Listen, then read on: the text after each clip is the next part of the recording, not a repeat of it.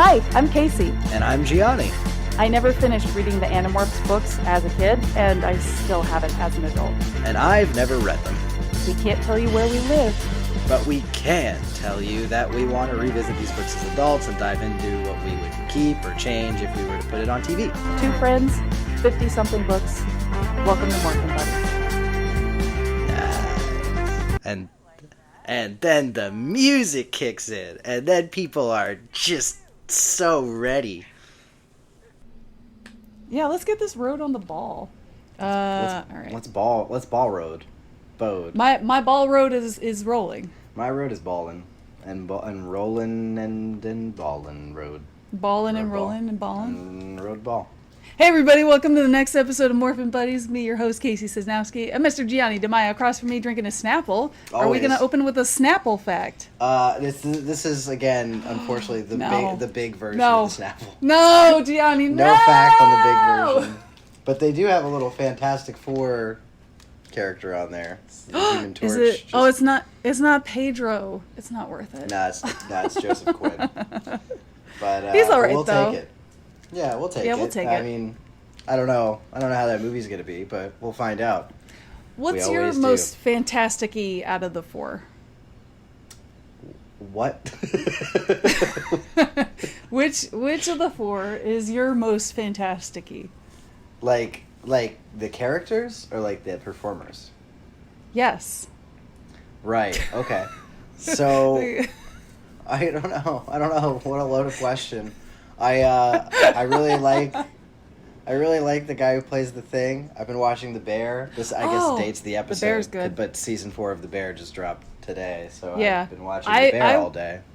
I watched the first 2 seasons and I was like, wow, this show's amazing. And then everyone told me the third season is garbage. And I was like, well, that's a shame. And then Yeah.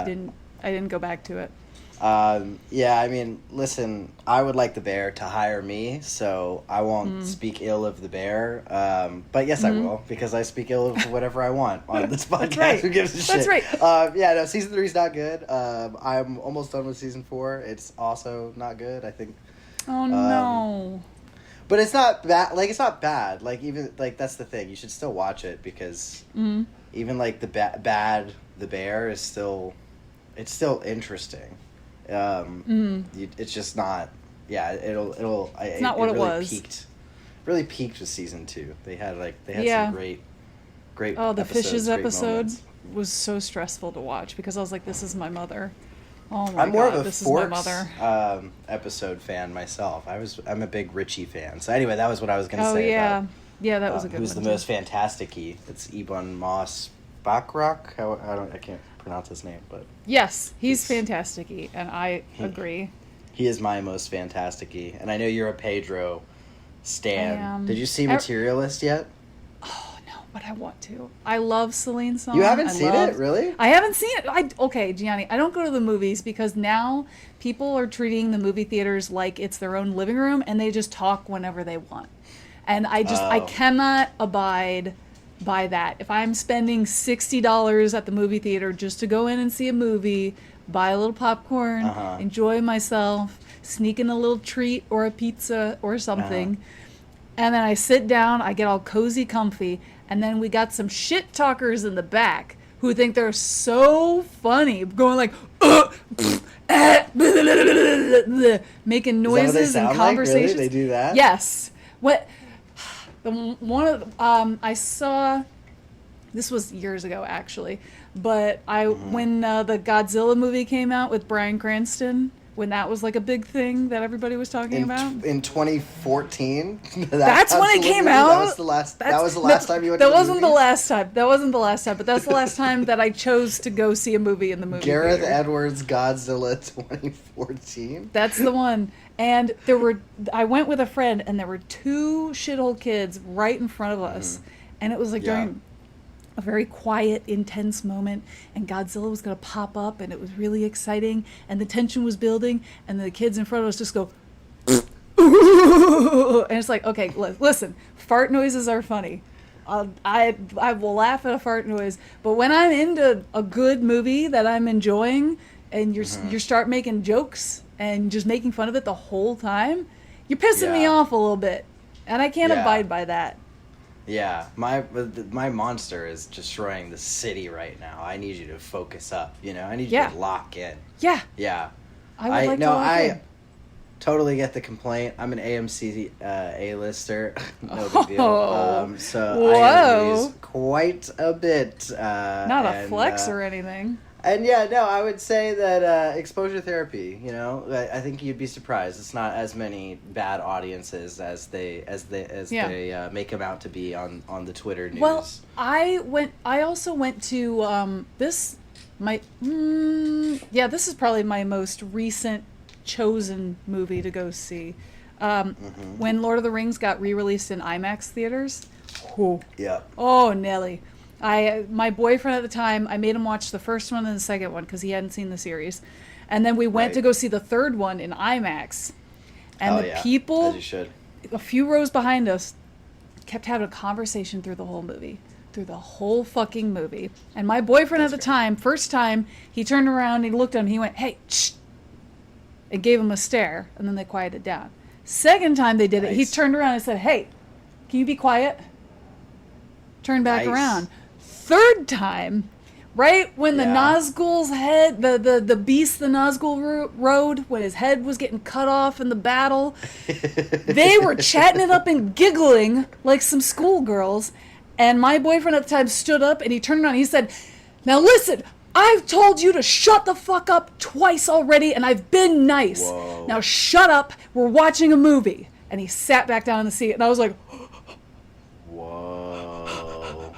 And then they were mostly quiet. And then when they were leaving, he was like, "Yeah, a bunch of fucking assholes we got here.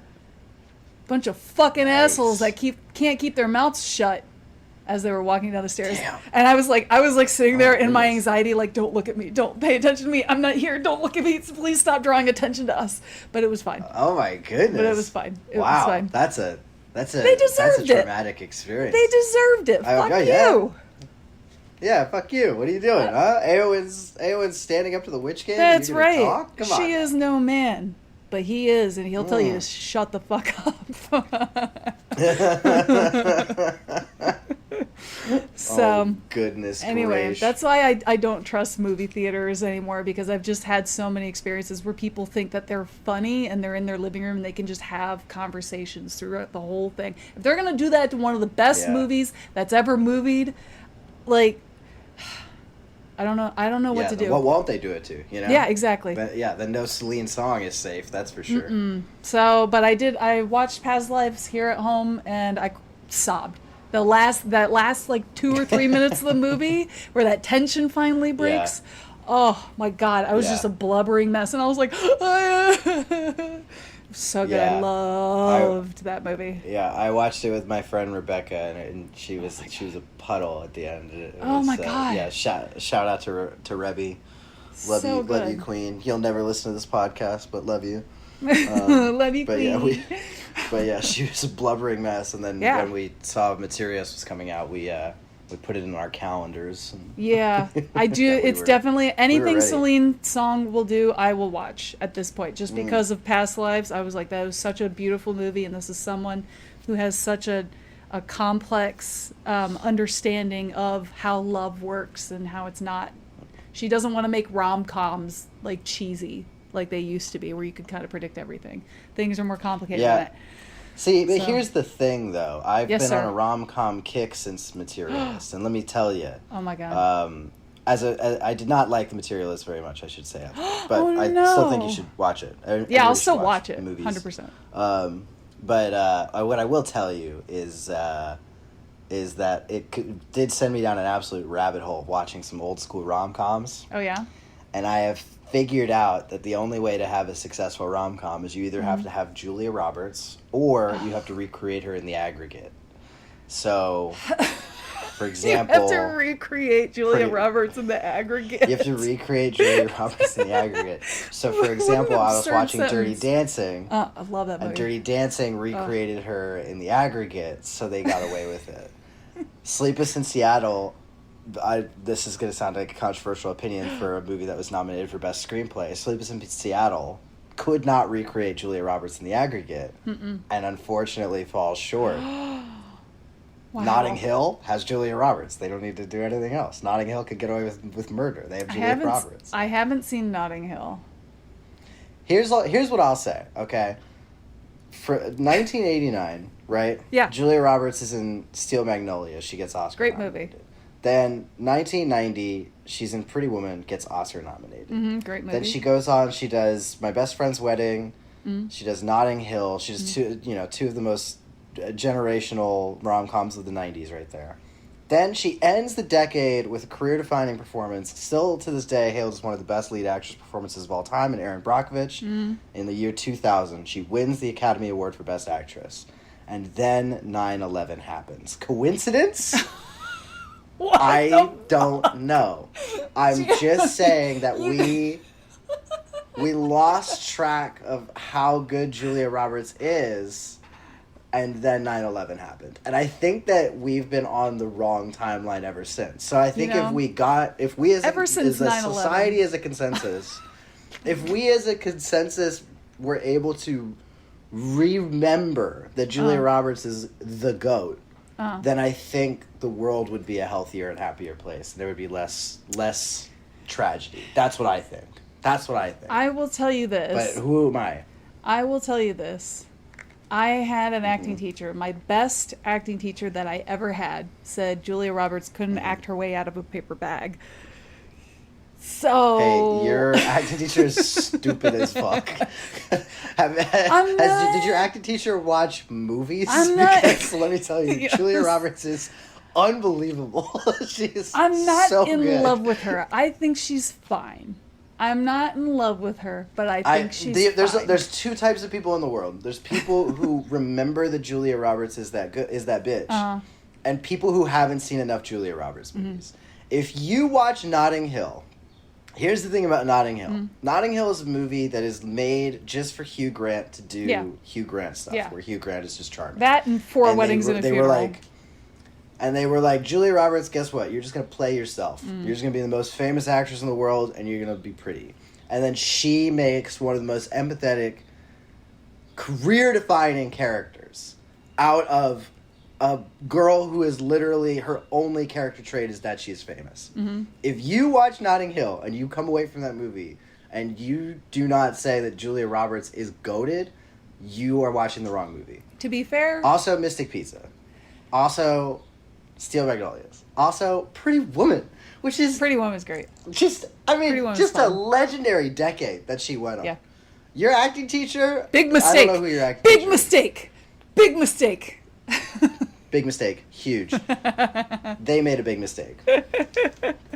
Honestly, your acting teacher is exactly what I'm talking about. That is... I'm not saying your acting teacher caused 9/11, but I'm saying they might be correlated. Oh my God. He did not cause 9/11. I'm pretty certain it was not his fault. Are we sure? I'm pretty sure. Let me see the records. I don't know. I have to go talk to him. He lives in Hell's Kitchen. Records. You can go find him. Well, I will. I will. I won't. I'll look. I will. I'll knock on every door. Hey, remember when this was a podcast about Animorphs? Hey, folks, welcome to the Animorphs podcast. This week we're talking about the good segue, thank you. This week we're talking about the Megamorphs 3 book, a wild book in the series. But before we get into that, once again, we got a few emails to get through. And Gianni, oh boy, we do. Boy, oh boy, our little morphin buddies are so intelligent and genius coded. I love them. I love them. Really? Yes, they're wonderful. I've never liked a one. Never liked a single one. Well, first one, I got my brother to start listening to our podcast. I'm not going to say his name. Your brother? In case he wants his privacy. Yes, my brother. He's a year younger than me. And he started listening to the podcast. Hey, brother. Hey, Romano. Yeah. What up, bro? And I knew it was him because he opened the email with, "Heidi ho, Morpharinas."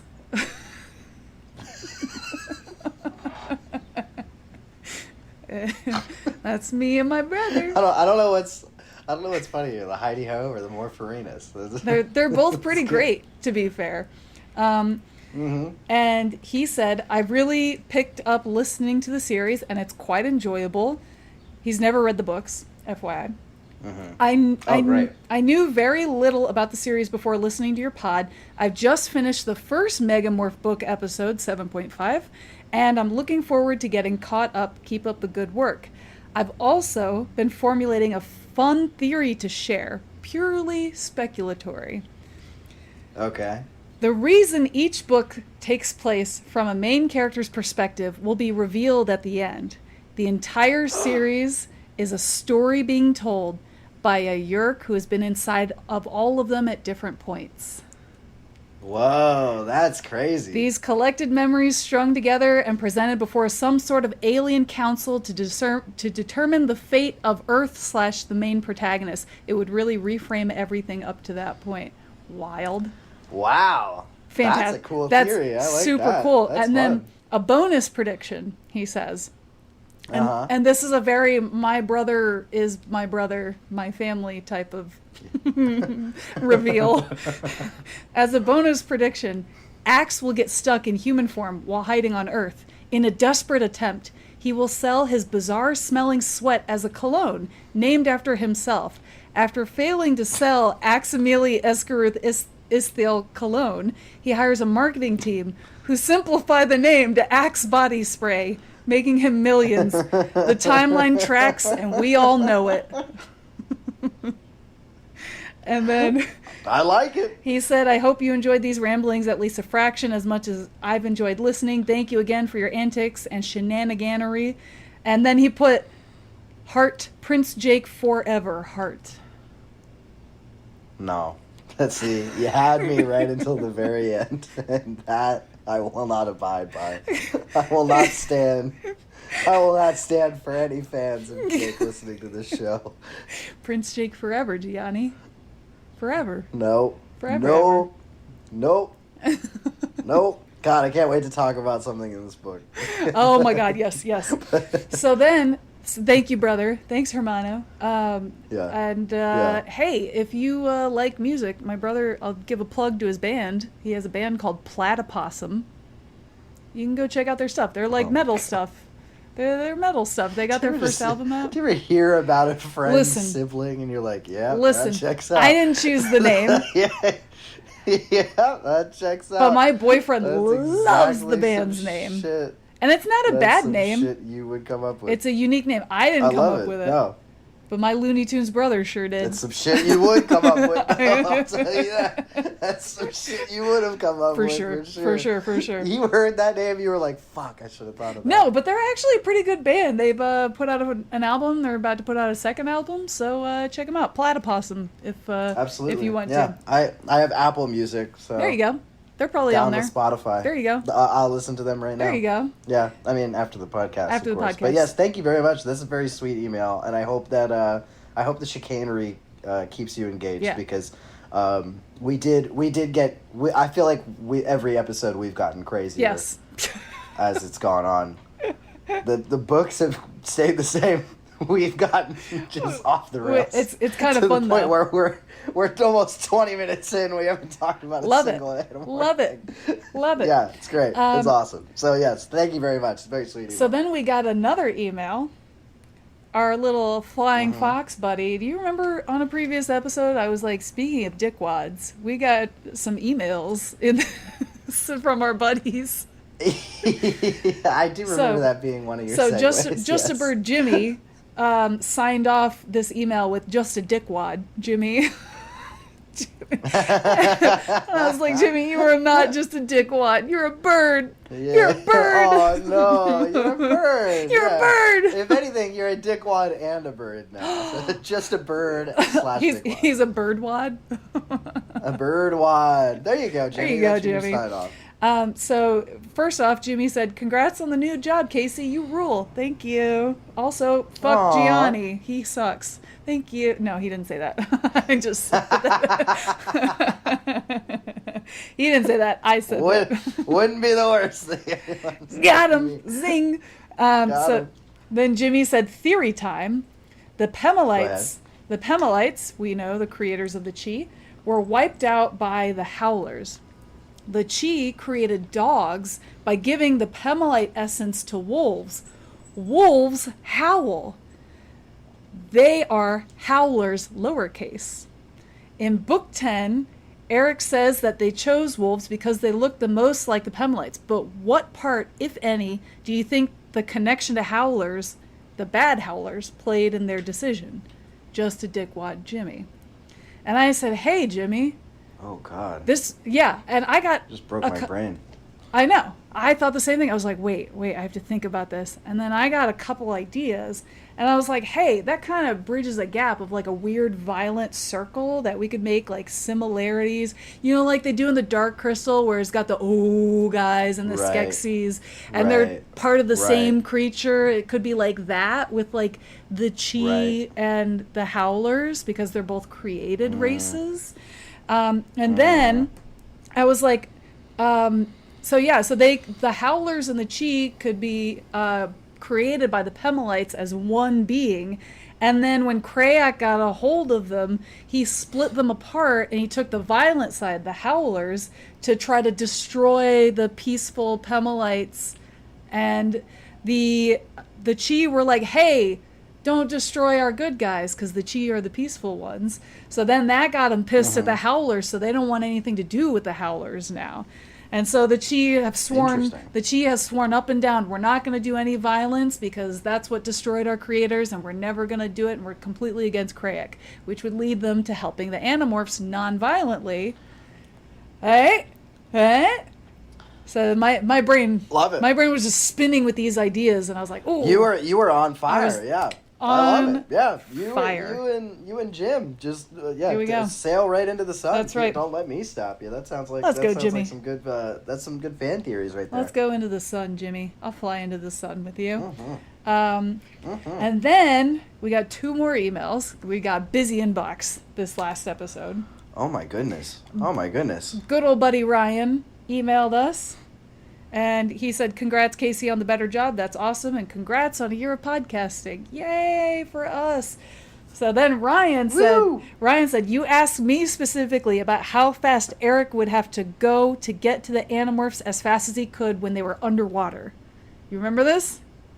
When they were all stuck in like the Mariana Trench. They're in the Mariana Trench. That's also right next to Forks, Washington. Yeah, and Eric the Chi got down there like within 3 seconds to save them all in the nick of time and then get them out. So Ryan said, I'm not one to resist a nerdy challenge, so buckle up. I'm going to show you my work. So Ryan says, I looked through the book. Thank you for going back to the book to get the rest of the information, right? Yeah. He said, I looked through the book, and Rachel says they flew as seagulls for over an hour to get to the point where they morphed sperm whales. So we'll just assume this spot is basically directly above the Pemalite ship. So I looked it up. Seagulls can fly at a maximum of about 28 miles per hour. So let's say they didn't fly quite that fast, and they ended up about 25 miles from the shore. The book says the ship is 3 miles down, so we make it a right triangle. Getting triangles involved. It's all connected. Now we got hypotenuse. Hypotenuse. So we can make a right triangle. That was the last thing I paid attention to in math class. There you go. Which was A squared plus B squared grade? equals C squared. I also know the quadratic formula. That's the only other one I know. Wow. Do you remember to find an area of a circle? No. Couldn't tell you that. Didn't think so.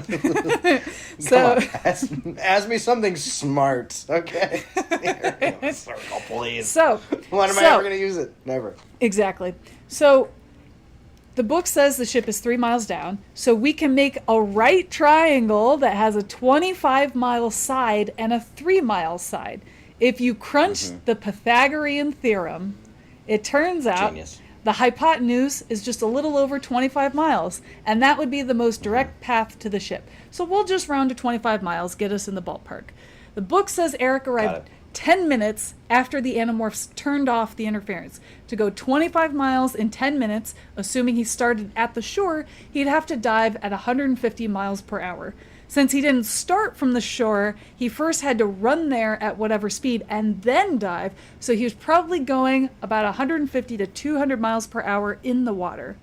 Finally, I'm fine with eliminating the Drode and giving his lines directly to Craig. I don't know what the Drode adds. Keep it up, Ryan. Agreed. See? A genius. Ryan, once again, blowing my mind, as well as hopefully all of the viewers. And agreeing with me. He had an afterthought. Those are the I know. two best things you could do. Absolutely. He had an afterthought and said, well, actually, if the Elemist can appear as Beardy McBeardface or as Brittany with the braces, there's no reason Craig can appear as the Drode. Why does he have to... Why not just have that be the way he physically manifests himself? Why does he need a henchman? Ryan, PhD. Literally just to have someone else with a fun little voice and a little bit of character. So he could absolutely be the Drode. And then why not? The last email, Logster emailed us again. The Logster! Oh, hey! Logster, how are you? So Logan gave me a little bit of information, reminded me of what was the ghost written stuff in the book series, so got it. Great. Great. Now you have that locked and loaded. And then he also let us know K.A. Applegate basically disagreed with the ghostwriter who was a vegetarian trying to make the Animorphs swear off meat despite being in a slaughterhouse. K.A. Applegate said something... I know. I was like, wow, that's actually kind of shitty. Listen, I'm a vegetarian. I don't try to change other people's storylines just to push some political vegetarian agenda I have. Yeah. Applegate said, I want animals to be killed humanely, but I'm not vegetarian or swearing off meat, and didn't like that the ghostwriter tried to canonically make the Animorphs vegetarian, which is why the ending of Book 28 features them eating hamburgers at the mall despite having been cows at the slaughterhouse. Damn, see, this is why we need K.A. on the pod. Yeah, we got to get K.A. on the pod. Hard-hitting questions. She's got to come to New York. What the heck? We can make contact and be like, can you be in an episode with us? We're nice. I'll try. I got no shame. Why not? Yeah, absolutely. So those were our emails. What are your thoughts and feelings, Gianni? That was brilliant. Thank you. First of all, thank you. Anybody who takes the time to send an email to our show, first of all, thank you so much. That's so sweet. You're so gracious with your time and just listening to the show. Yes. To be even more gracious with your time to write in an email is truly and honestly what an honor. And I know we beat this horse to death all the time, but you know we would do this podcast for 0 listeners. We just like doing this. The fact that people actually care enough to write in is truly bewildering to us. So thank you very much. Thank you. We do appreciate you very much. In terms of individuals, I mean, the award for best Morphin Buddy is going to be a tough one. At the next Buddy Awards. The next Buddy Awards. That's all I gotta say. That's gonna be a tough one to really. I don't know. It's gonna be hard. Because you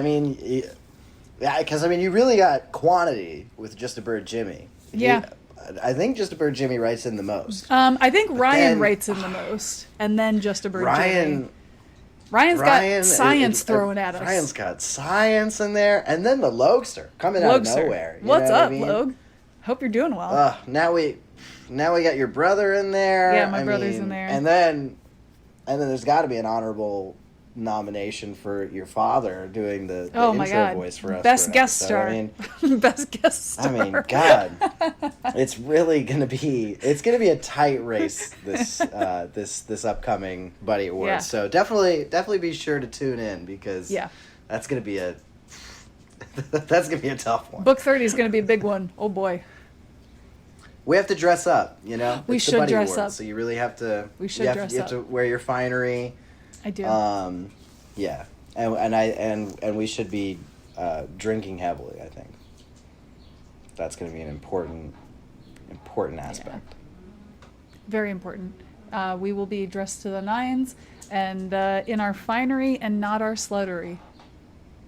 Yep, not our sluttery. No, not at all. But we will be not drunk. that day. We should definitely do drinks for the last one. We'll be hammered. We'll be hammered Fuck for the yeah, Buddy dude. Awards. Hell I yeah. think everybody awards. You're allowed to drink. Each time. Y'all can drink Yeah. for the Buddy Awards. By the time we finish this series, we're doing fucking hard meth. We have to up the ante each time for the Buddy Hell Awards. yeah. You know what I mean? Hell yeah, we'll go crazy. I don't know if I could do high because A, I get paranoid, and B, I'm not gonna remember anything. Anytime I get high and I watch a movie, couldn't tell you what the movie's about. I watched Me, Myself, and Irene. I watched Scent of a Woman. Can't tell you what. Ooh, I just bumped my table. Can't tell you what either of those movies are about. No idea. No clue. Those are two wild choices to watch while high. By the way, they just were not two recent. complete out of the box. Me, Myself, and Irene. What a double feature. Me, Myself, and Irene was right after I got out of high school, and it was the first time I got high, ever. And then Scent of a Woman was like maybe last year. So. Wow. Yeah. In my head, I think you watched them back to back. No, you were like, I don't what's think... going to make me feel like Me, Myself, and Irene? I know. Scent of a Woman. All I remember is at the end, Al Pacino's yelling with a gun.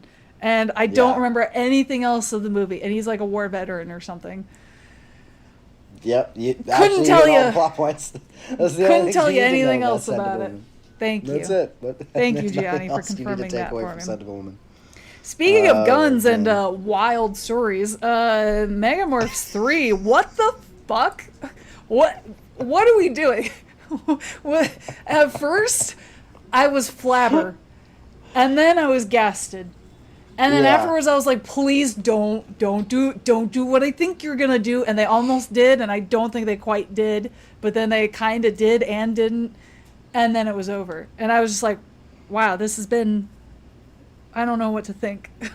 There's a lot. It was a fever dream of a book for me. I read it all today. Yeah. I don't know. I was just like, all right. Here's the thing. Mm-hmm. This is I first I should say, didn't love the book.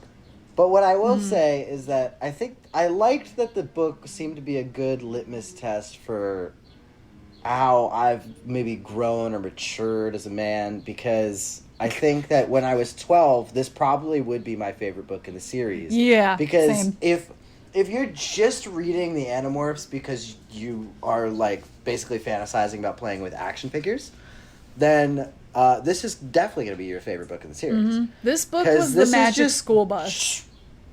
It's just action. It's just nonstop action through a bunch of different like crazy classic wars. You know what I mean? Like you know what I'm saying, guys? Get a load of this war.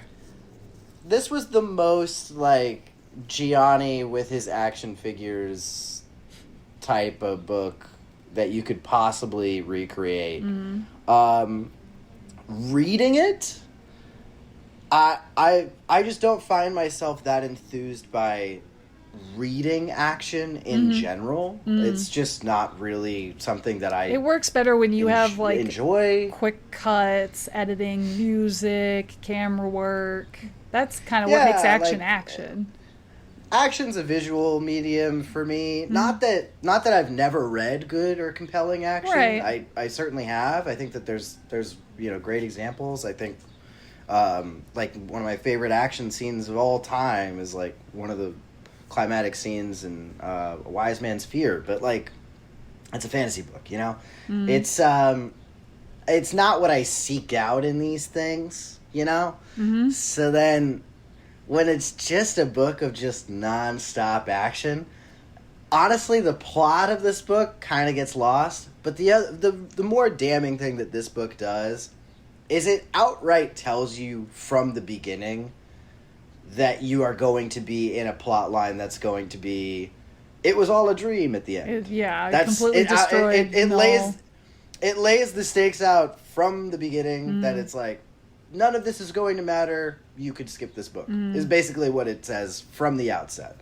So you just don't care. You just are experiencing through different timelines and events, and it's interesting, I guess, seeing some of these alternate pathways we could have taken, but they kind of don't really dive deep into any of the lore of any of those things. It's just sort of peripheral circumstances. Yeah. What if Hitler is not actually the good guy? I don't know. It's crazy. Whoa, right? hang on. That's about as not deep. actually the bad guy. You mean?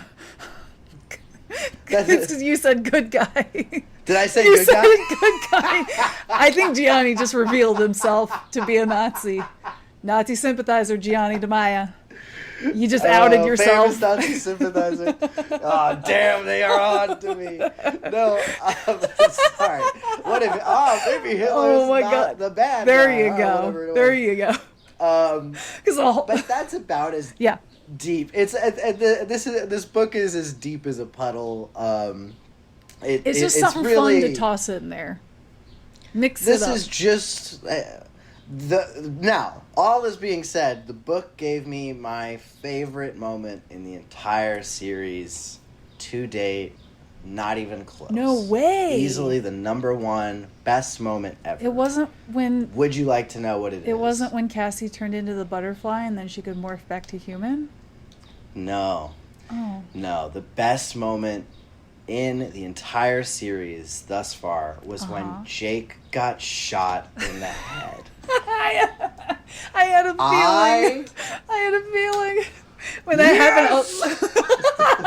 We did it! I knew when I read that, I was like, oh, Gianni's going to be so happy. Oh, euphoric. Elated. I was over the moon, as they would say. I was... it was like... the wind was beneath my sails, and I just...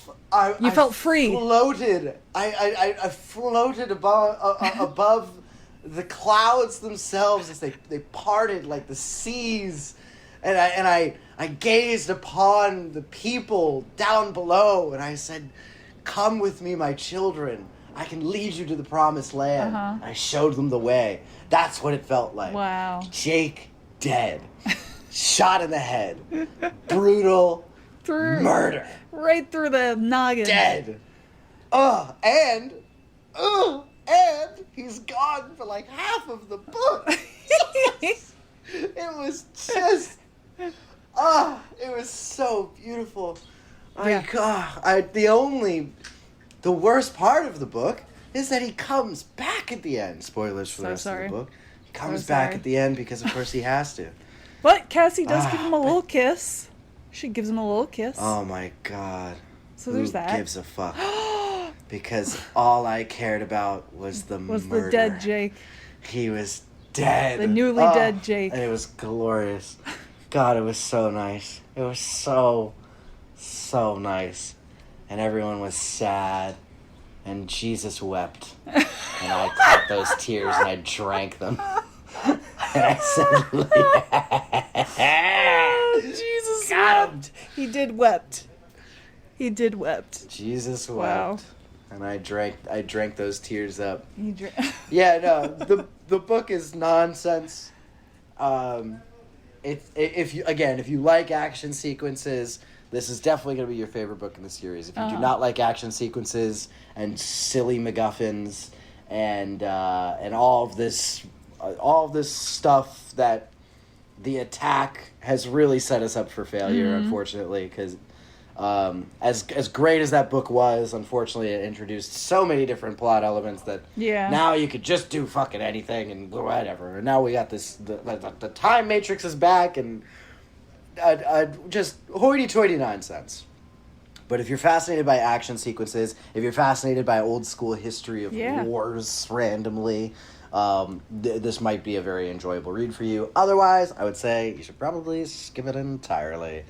But those are my thoughts. What are your thoughts? Well, thank you for saying them so succinctly. At first I was like, okay, what are we doing? Where are we going here? What are we doing? And then we got to the middle bit. Also, if you hear anybody in my background, the Jewish guy on the roof is next door just chatting it up on the phone, having a loud conversation. So just FYI. Why? He's the Jewish guy on the it's a Hasidic Jewish business. and they're got they're it. always coming out to smoke cigarettes, and the smoke comes in through our open windows because fuck I was just anybody making sure we else. weren't just like casually tossing in microaggressions. No. Vaguely looked Jewish. He's yeah. acidic. I He's got acidic. it. It's a Hasidic Jewish business. Yeah, we got it. Yeah. Just checking. You remember the guy way episodes back where there was a guy on the roof and he was like ba ba ba ba da ba ba ba, and he was singing and we were both like, oh, he's singing on the roof. It's like Casey, musical. I don't even remember what happened in this book, let alone what happened a few episodes back. Anyway. but I believe you. Anyway, yeah. Speaking about this book, it was fine. I thought it got a little bit exciting in the middle where they were starting to jump quicker to different events, and then I think the end got a little bit convoluted. It felt like there needed to be more pages. It felt like they wanted to kind of explore other ideas, but they just didn't have like the page count to be able to do it or something, which is fine.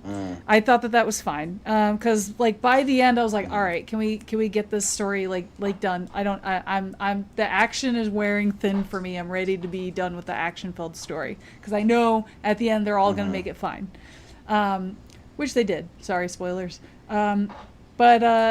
So yeah, I kind of felt nothing about it. I kind of felt apathetic. It was kind of fun, and then now it's just like, okay, it's good. I'm happy it's over and ready to move on to the next thing. Mm-hmm. So. Yeah, apathetic. I think is like the right term that I felt as well. It was just I kind of this exists. Mm-hmm. I certainly wasn't upset that I spent the time reading it. Would I seek it out again? No, Definitely probably not. When I do like my rereads of the series or whatever, I'll probably just gloss right over this one. Yeah, exactly. So yeah, should we? I will read that one page though. That one glorious fucking take page. a screenshot in your head of the page of just Jake getting I might shot. tattoo it, honestly. I might get it tattooed. It's just going to be a stick figure with a hole in the middle of the forehead, and we'll know. We'll know. We'll all know. Who it is. We'll all fucking know. We'll know. We'll know who got their just desserts. I mean, listen, you could take the cover of The Attack where Jake is morphing into the jumping tiger. You could take that third morph, get that tattooed with a hole in the head, and then we'd all know, what it is. Don't talk so silly now. You know what I mean? Gianni, sometimes you're a silly boy. We don't need to overcomplicate everything. You know what I mean? That's true. That's true. I might just write Jake's dead on my arm. I like that. Get it tattooed on your knuckles. Word. Get it tattooed on your knuckles. Jake's Hell dead. Yeah, Jake. Jake's dead. dead. And you could just punch. Oh, man. Oh, that's great. All right. That's awesome. So, all right. 40 minutes into this episode, should we dive into Elf's Secret? Well, the beauty is that there's not much plot to talk about. No, there's not. Most of what we're gonna say is just be like, and then they fought, and then they went to this war, and then they fought, yeah, and then they went to this one. So, but yeah, no, I mean, setting the stage, I suppose. Yeah. They are, I believe, if I'm not mistaken, if I remember correctly, the very first chapter or the prologue of some sort is actually Elfangor just sort of rattling off some stuff. He's like, in case you forgot, I left the time matrix at this construction site. That's going to be important for the plot of the book. Carry on now. And then he passes the mantle to the rest of the Animorphs. So yeah, it pretty much immediately picks up with the Animorphs are informed by oh, now I already forgot the name of... We were just talking about him a second ago. The Drode, yes. They're informed by the Drode, who appears to them. And first things first, I should jump back.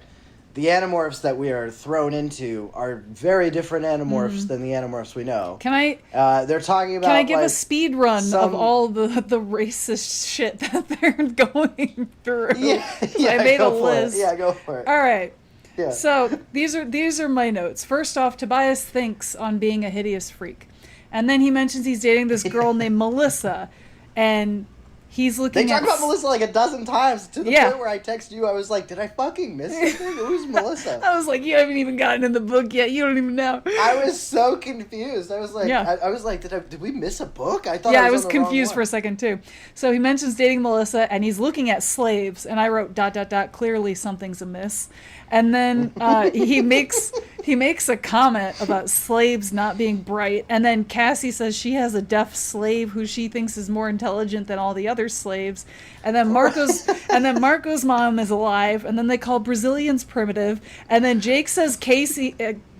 Wow, I was talking about me. Jake says Cassie has radical tendencies like other black people and Jewish people, but his dad is a patriot of the empire. And then and then Jake says Melissa is Cassie's best friend despite her being white. And then there's something going on with world. I was just like, holy this is in the first 10 pages of the book, and I was like, yeah, I wasn't prepared for this. I wasn't. They really they throw you some curveballs, and it really does not. My brain was frying. I was like, what's happening? I've clearly gone to the wrong book. Not prepared. Something's amiss. And then the Drode appears. Yes. And basically like snaps them back to the regular reality that we know them. Yes.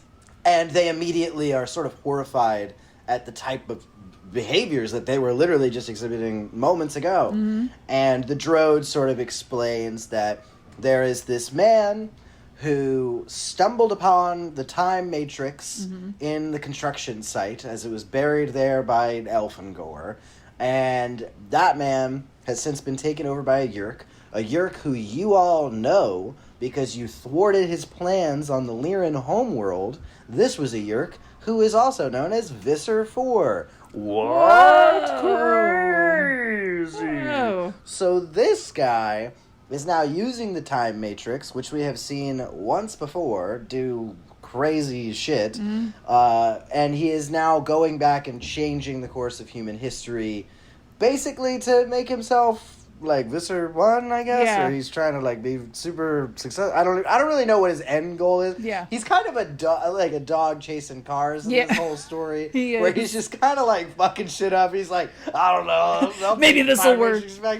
And I don't know. What if it was like 1400s France? What if I fucked some shit up there? I got no idea. So he's trying to make it like a fascist regime where he can take to power quicker. Which the stuff that the Drode is talking about that alternate reality, I'm like, that's hitting a little too close to home for the United States right now. I'm very uncomfortable. What are you talking about? I was. You go back to this.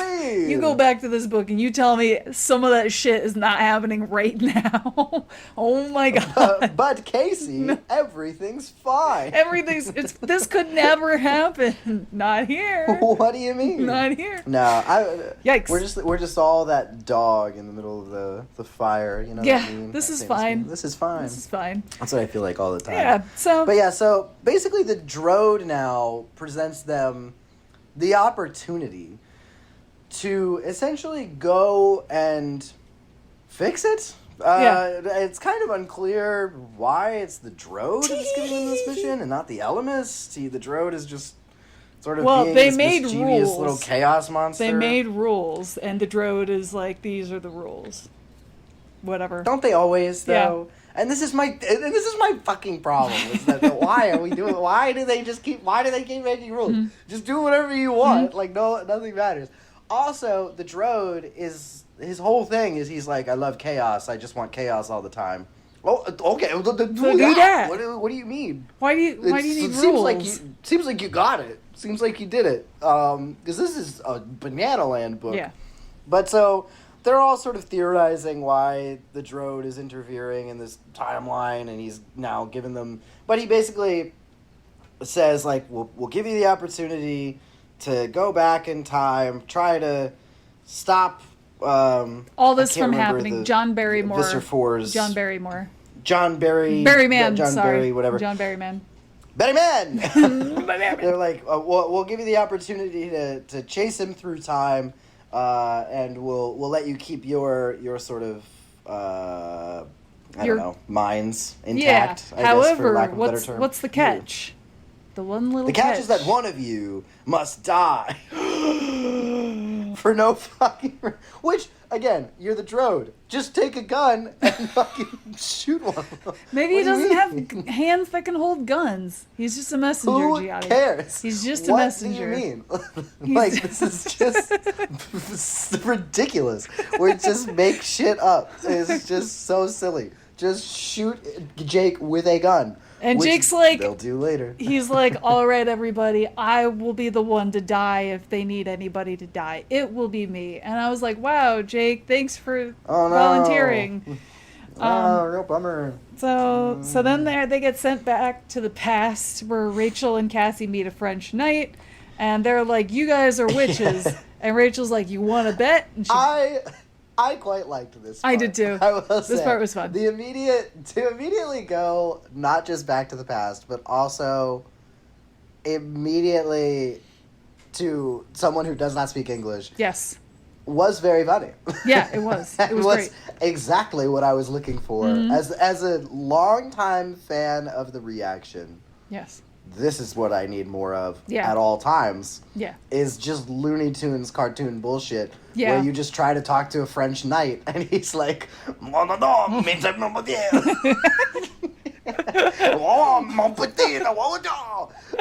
they're like, what is he saying? He's like, do you speak English? And they're like, no. So I like too that he seems very direct in what he's like saying. Yeah, he's trying to be. Like he's like, you know, pointing like spears at him or whatever the fuck. Mm-hmm. It's like I think he wants to hurt us. Mm-hmm, yeah. It's like mi violette. Your French is impeccable. And they're like he's confused at what we're doing here. He's just scared of you because he came out of nowhere. And then Rachel's like, all right, I'm done playing games. So she morphs elephant. They get into a big battle. Jake and Marco pop up somewhere. They find out they're in the... Yeah, she like holds him with her trunk. Yeah, she picks up the red knight and she's like waving him around like, over here. Mon Dieu. So they find out they're in the year 1415 during a war between the English and French. Cool. Right. That's where they are. They kind of rag on how dirty these guys are, which I was like, oh my god, okay, that's like, we get it, they're dirty, they're gross. But like they keep going, and then they're like, oh, so the one who's not supposed to be here, Visser 4, he's going to be clean, and he's going to have all his teeth. And it's like, Right. Which makes sense, I guess, Yeah. but it seems kind of mean-spirited. A little bit. Way of They're all signaling. judgy. Yeah. It's like, you live in 1415. You tell me you brush your teeth. Yeah.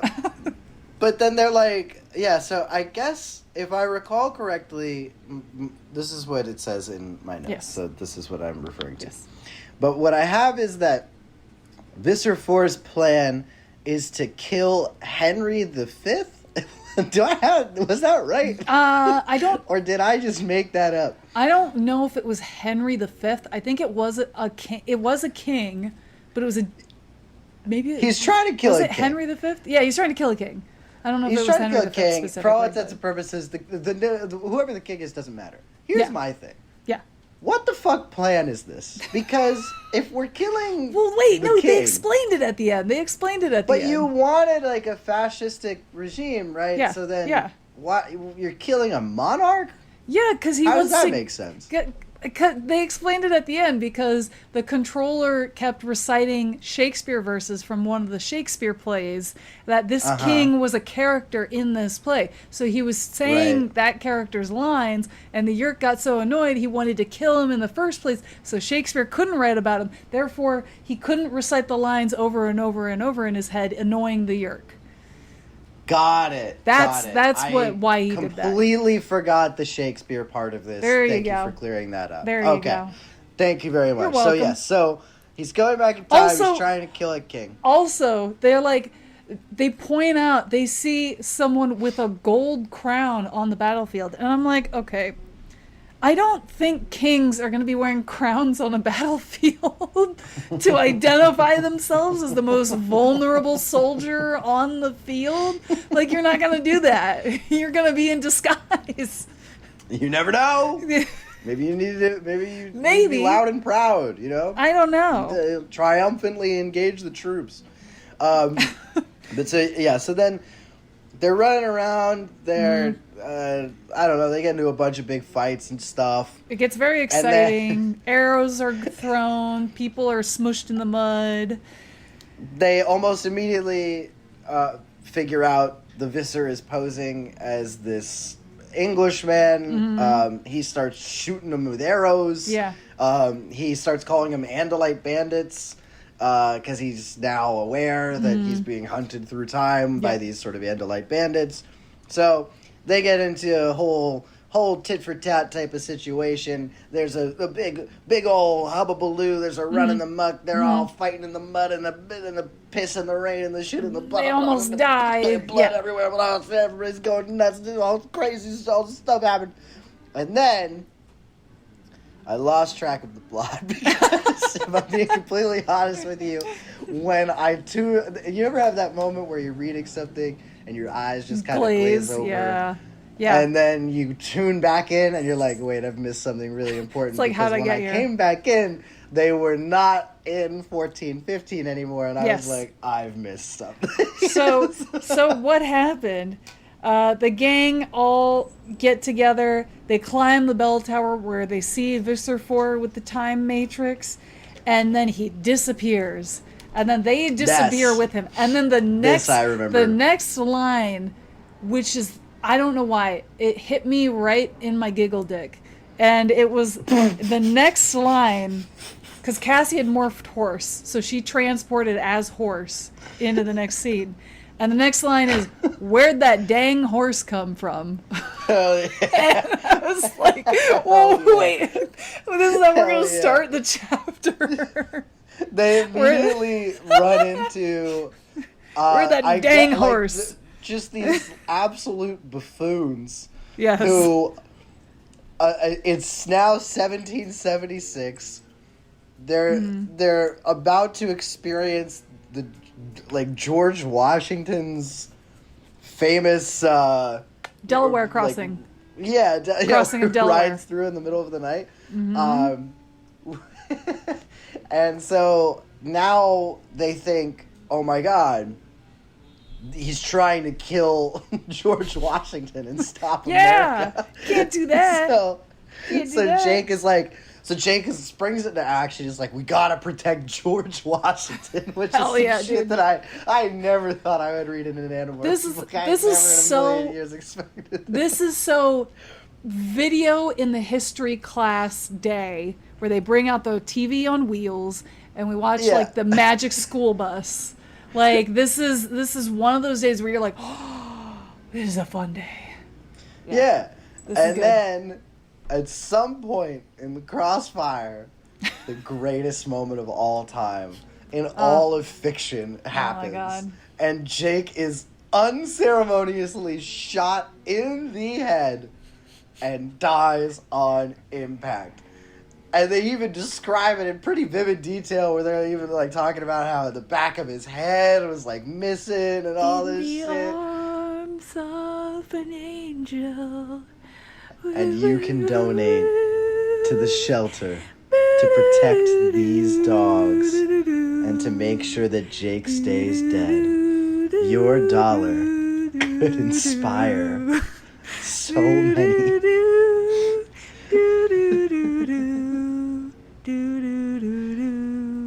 It was glorious. Yeah. It was like, God, how to even describe it? It's like Euphoria. It's like if I got married and also they were like, and here, as a wedding present, $1 million. And also, you have a child now. And then I Simba Pride Rock hold him over a congregation of people who all go, and then, hooray! That's what this feeling was. That's what it felt like to watch Jake die. It was like everything I've worked for. It's like all 30 some odd books that we've read thus far. And I said to myself, it wasn't all for nothing. It was for something. It was to watch this happen. It was and I felt like we did it. You know, I felt like we did it. We did it. I obviously these books were written a long time ago, but I felt like I reached through time in that moment, and I touched Applegate on the shoulder and I said, "Write it, write it, write that he's dead. Do it.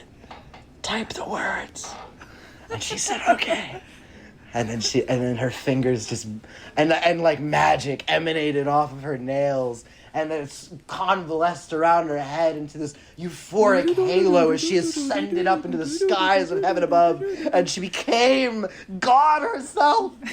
And God said, "Smite thee, Jake!" And then the world rejoiced. And there was nothing bad that ever happened. And also, Julia Roberts was still famous at this time. Yeah, she was. That's all I have to say about that. But Jake is dead. Jake is dead. They immediately are like, what do we do? But they spring into action and they do more fighting stuff. Yes, because they realize now the whole thing with George crossing the Delaware was that they surprised the baddies on the other side. I think the English on the other side, don't at me, I'm not a history major, I didn't pay attention. The English on the other side, and they surprise attacked him, and that's how they won the battle, because it was a surprise attack. But the Americans now were surprise attacked. And they're like, wait, this isn't what history is. Things are going wrong. Things are going wrong, guys. And then we time jump again.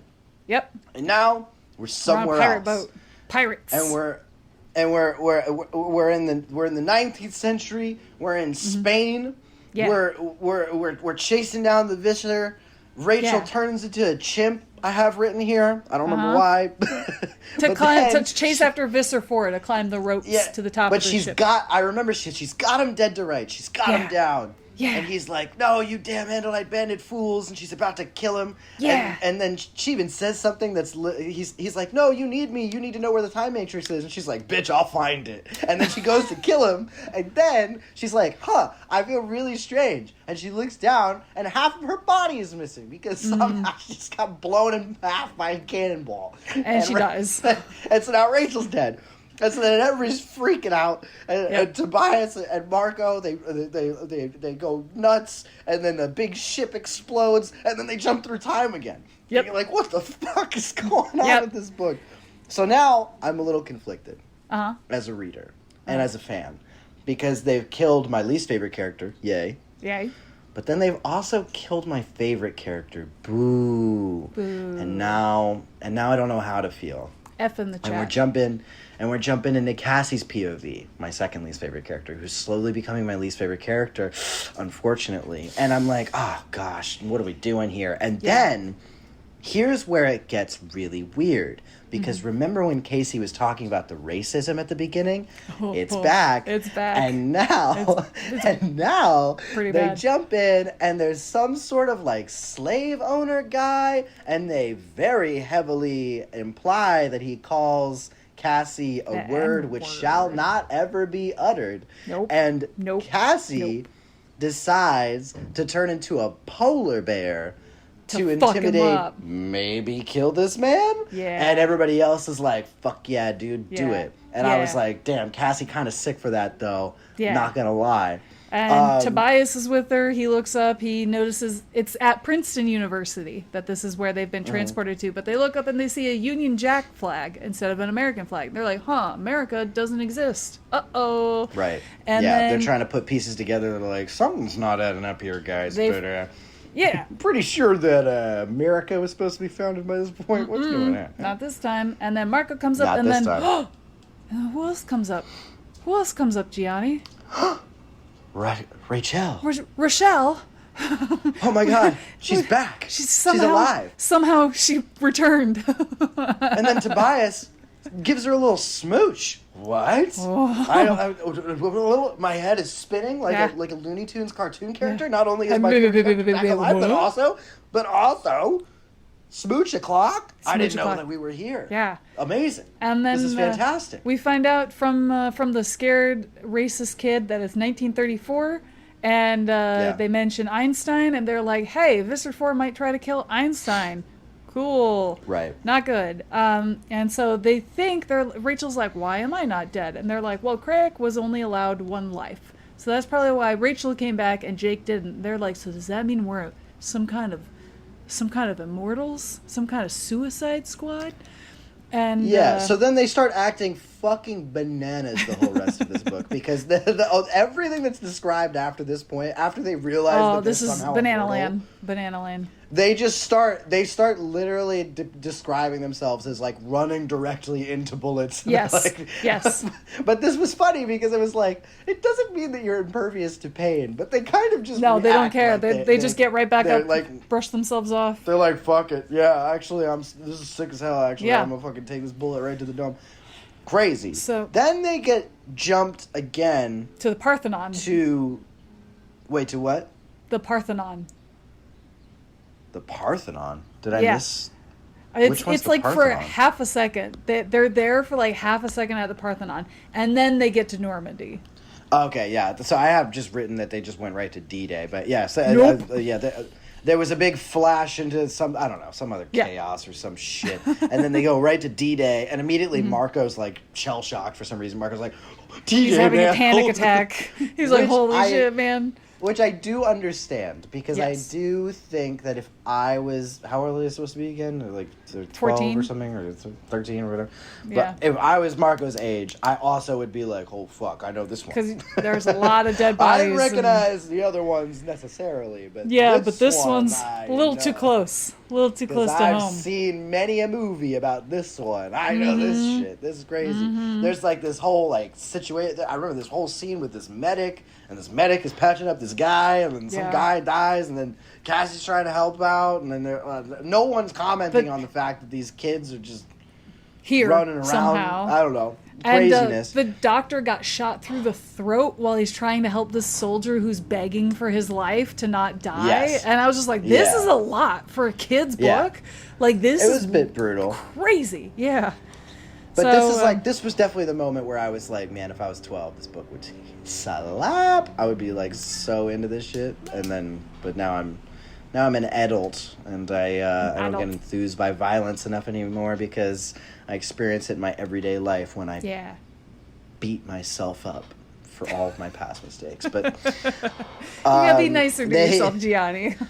they then at some point are caught by a group where one of them has a very identifiable mustache.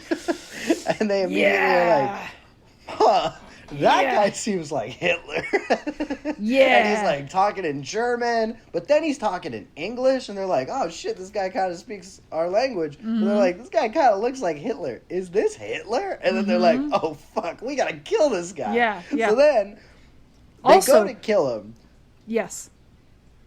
But leave it to Cassie, though, right? Leave it to Nazi sympathizer number one. To be I was like, don't do this. To be like, wait a second. Do we know?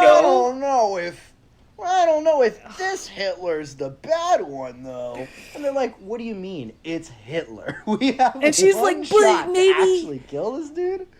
Maybe he hasn't done anything bad yet. Maybe he hasn't thought about killing Jews yet. And it's like, Cassie, it's Hitler. Just what do you let mean? It go. Just kill him. It's Just kill Hitler. Him. I don't care. Let this one ride, brother. Let this one ride. No. It ain't going to age how you think it's going to age, listen, brother. you are part of a marginalized group. You should be as angry as everybody else is, especially. We should all kill Hitler. We should all kill Hitler. That should be, right? Everybody should agree on that. Everybody should agree on that. We should all kill Hitler all the time, forever. What choices in your life led you to have the exact same mustache as you did when you were evil, guy? That's a great point. It's probably enough bad choices. I think we should kill Hitler. Also, that's just call me controversial. I think we should kill Hitler. Call me crazy. I'm gonna agree with you. Call us out in the emails. I'm so brave for that. Call us out in the emails. emails. We should kill Hitler. We should kill Hitler. Also, Axe drops some lore right before they meet Hitler, where he talks about. Well, first off, Axe learns about the Holocaust in this moment because he didn't know what that was for some reason. Right. Yeah, this also acts as a little history. And then, but then, for those who may not know, yeah. K.A. Applegate is like, the Holocaust is real, and also...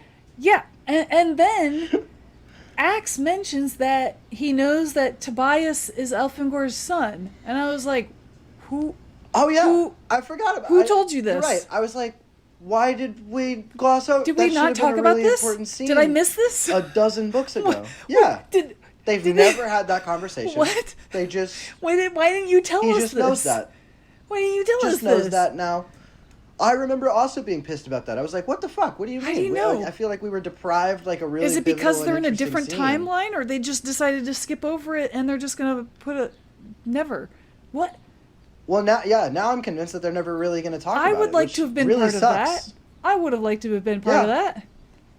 I think it would have been quite interesting, actually. Maybe, call me crazy. Maybe just Axe knows and not everybody else.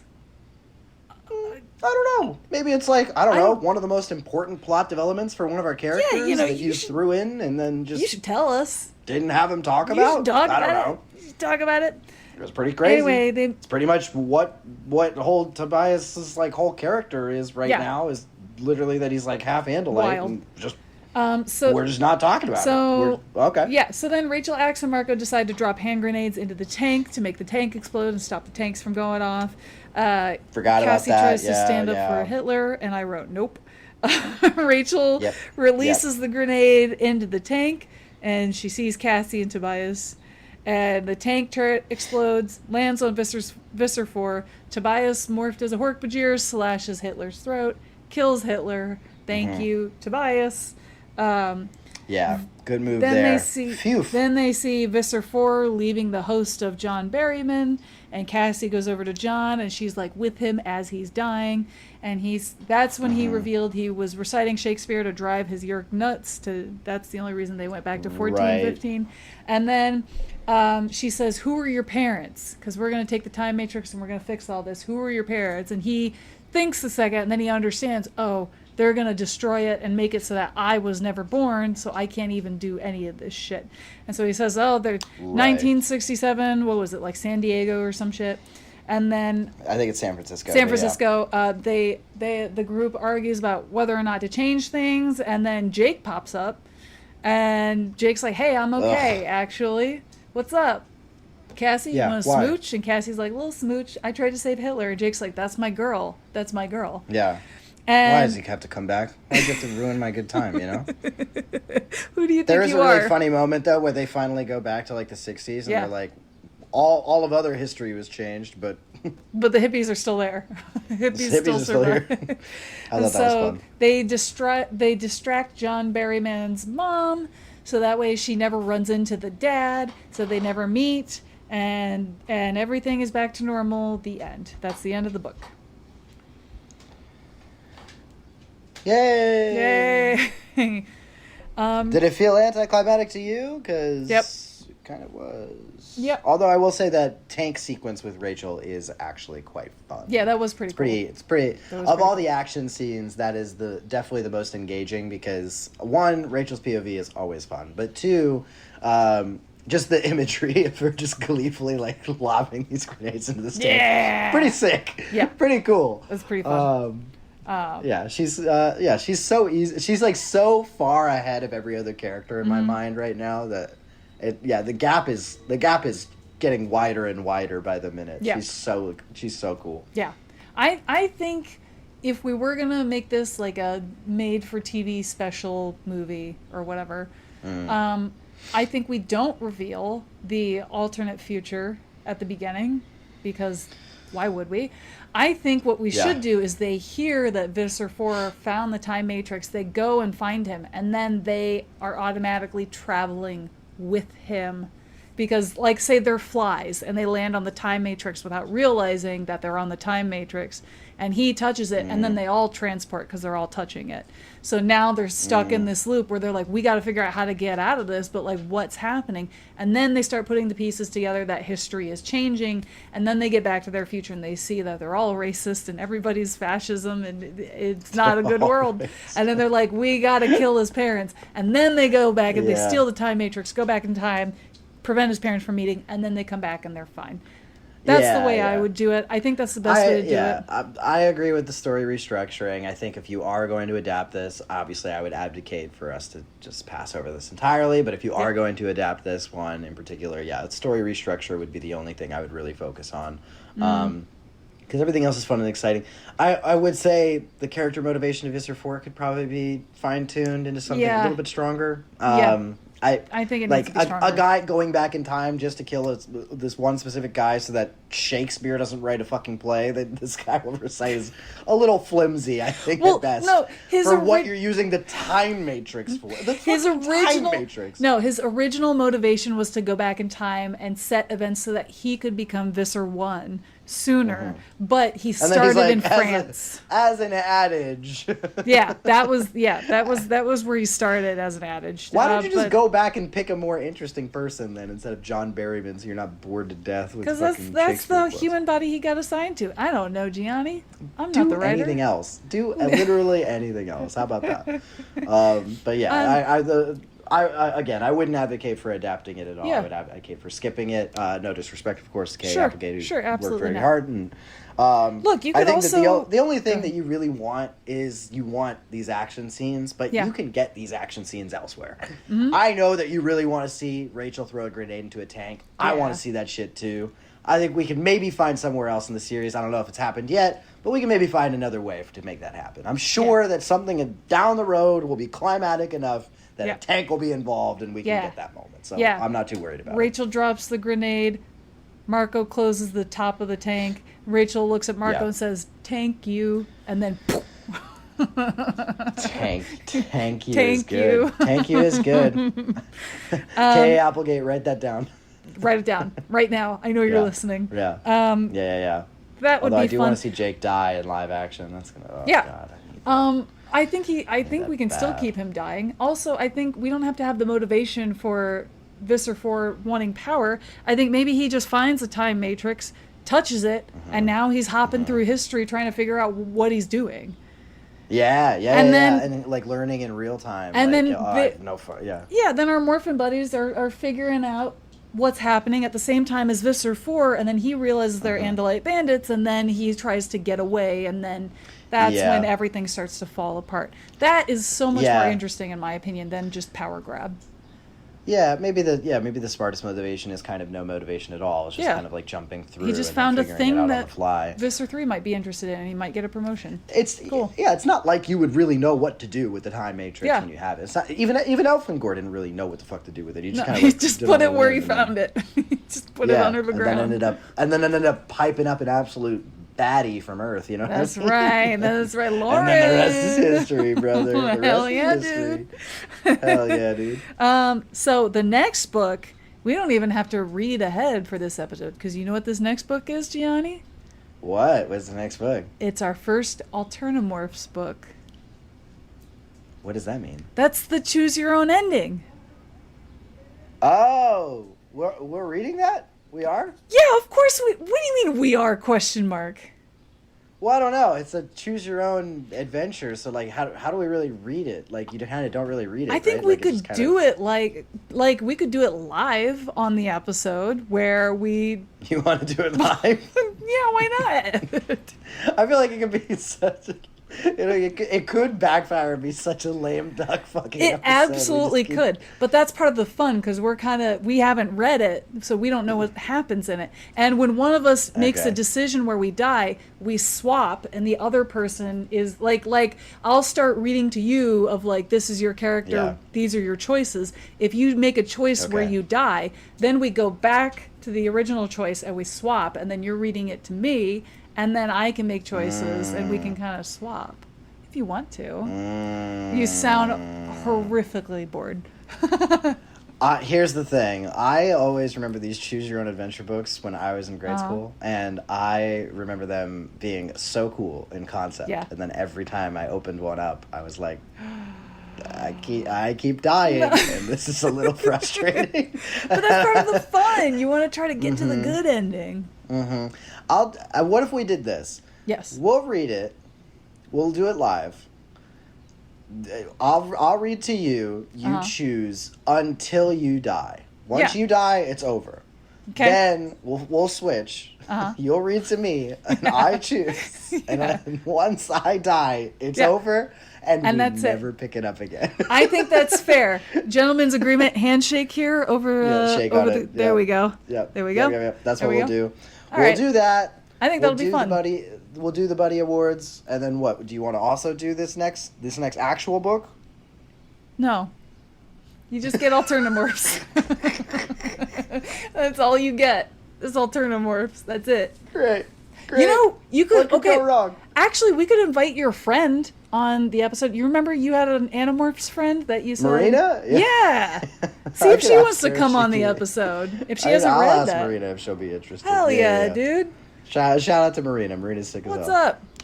Hell yeah, dude. would love to have her on the podcast. If she's never done the Alternamorphs before, that would be fun. And then we'll do that, and then we'll do the buddies, and then that'll be the fun episode. That'll be what we got. Beautiful. Fantastic. All right. Fantastic. Then it's a plan. Excellent. All right. We'll do it. If you think that's a good plan, you should email us at our email address, morphinbuddies@gmail.com. That's morphinbuddies at gmail.com. And whatever. That is you always have a little side comment. So salty. Just admit it, Gianni. You've been had.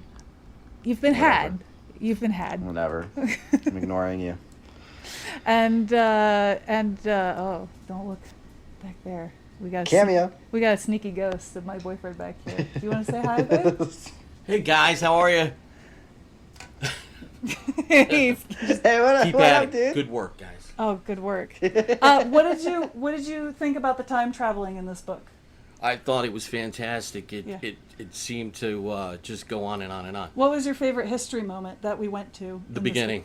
The beginning? The beginning from The beginning right, of time. right from the start. I thought it was. Right from the I was start. captured from the moment that it started. What was your favorite history moment that they visited, though? Like the animals and Yeah. like kind of the evolution Right. of the beginning Yes. of when Jesus created them. Oh, Yeah. that was our favorite too. Yeah, I like that. right from the Good, beginning. I really like the literally opening from of the the beginning. 2001 Space Odyssey. Opening that of they did. 2001 Space Odyssey. Exactly. Yeah, it's basically Exactly. Yeah. Yeah. Exactly. Big black box. Yeah. Love Keep it. at it, guys. Love it. that. Brilliant. That was my boyfriend Dave. Oh, another guest star. Brilliant cameo. Yeah. What are we gonna do? So- The Buddy Awards are gonna be crazy. I know. So we've got Marina, Dave, and my dad, your dog, and my cat. Brilliant. Oh my god. Those are our yeah, guest my dog stars. will not stop walking around me right now. She's Slurping like, up water like she does. Like she yeah, does. she's like, why are you talking to yourself? That's what she thinks. She's like, stop laughing and yelling. It's annoying. It's too hot for that. Anyway, all right, so we will let you guys go. Thank you so much for tuning into this episode and hearing our ramblings. And Gianni is just pleased as punch. Has this made it into your favorite book because Jake has died? Oh, it might be up there. I mean, you'll have to tune in for the Buddy Awards. Oh! Got him. Got him. But we'll have to see. We'll have to see if it wins. It's gonna be tough. It's gonna be Tough. It's gonna be a really tough. Real one. tough. Real tough. Yeah, We'll yeah. get dressed up. We'll have a good time. Marina should get dressed up also. Oh, for sure. I will. Yeah. Come in your finest velvet. All right, folks. Brilliant. Thank you so much for sticking around with us. We love every single one of you. And we'll see you at the Buddies. Bring your bow ties. Bring your old fashioned. And we'll see you in the next episode of Morphin Buddies. If you email us a picture of you dressed up Oh for my the God, Buddy please. Awards, we will give you. Please. I don't know what we'll give you, but we'll give you something. We'll give buy you a shout out. something. I don't. Absolutely. Yeah. We'll Venmo you. We'll Venmo you. We'll Venmo 50 you cents. real life money. 50 cents. 50 cents from each of us, so it'll be $1. Yeah, that's not nothing. I That's mean, not that might be nothing. worth it to just get dressed You up. can for the get Buddy something. Awards. What have you got to Christina, lose? we could put it into Germany money. What is that, euros? And it could go a long way to you actually winning a Buddy Award, by the way. Whoa. There is a category for What? best guest. So How do we you choose? could win a Buddy Award and $1. Gianni, this is like Sophie's Choice. How do we choose? We love all of them I- equally. We'll have to see what we get back. Oh, It'll my be very God. fun. Oh, my very, God. very fun to investigate. Next. What's funny is that the way we release episodes, there's no way that they'll hear this before we do it. No. So But we'll just get pictures. if they still send completely pictures, removed. I'm still happy. But it'll go to the next Buddy Awards, as we established. We do the Buddy Awards every May. Best dressed, so best dressed for the Buddy Awards. you know what? Oh my It's a God. category now. Oh my Why God. not? There you go. Best dressed. So there you go. So it'll go a long way. You have some time. And So it there you doesn't necessarily mean you have to have a suit. Just FYI, we're not talking you have to spend a bunch of money or anything. You could put on something that makes you feel fancy. You just gotta send us a photo. Yeah. That's it. go. Who's to say? That's right. Who's to say? We'll see you in the next There you go. high stakes episode of Morphin Buddies. Bye.